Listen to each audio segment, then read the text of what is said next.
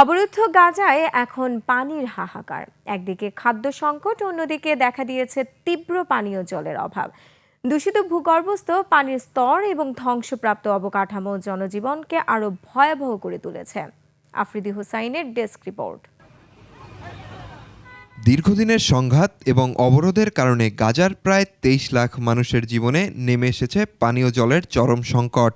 পরিস্থিতি এতটাই ভয়াবহ যে বিশুদ্ধ পানির অভাবে সেখানে মারাত্মক পানিশূন্যতা ও পানিবাহিত রোগের প্রভাব দেখা দিয়েছে। গাজায় পানি সরবরাহের মূল ভিত্তি ছিল ভূগর্ভস্থ পানির স্তর বা অ্যাকুইফার, কিন্তু অতিরিক্ত ব্যবহারের কারণে এতে ঢুকে পড়েছে সমুদ্রের লবণ পানি। সেই সঙ্গে ধ্বংসপ্রাপ্ত পয়ঃনিষ্কাশন ব্যবস্থা থেকে আসা অপরিশোধিত বর্জ্য এবং রাসায়নিক পদার্থ মিশে পানির স্তরকে সম্পূর্ণ দূষিত করে ফেলেছে।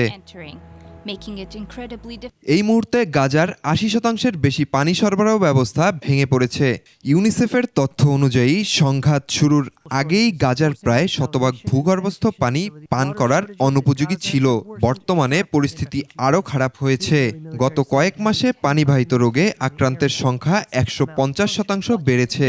মানুষ বাধ্য হয়ে সামান্য বিশুদ্ধ পানির জন্য দীর্ঘ সময় ধরে লাইনে দাঁড়াচ্ছে।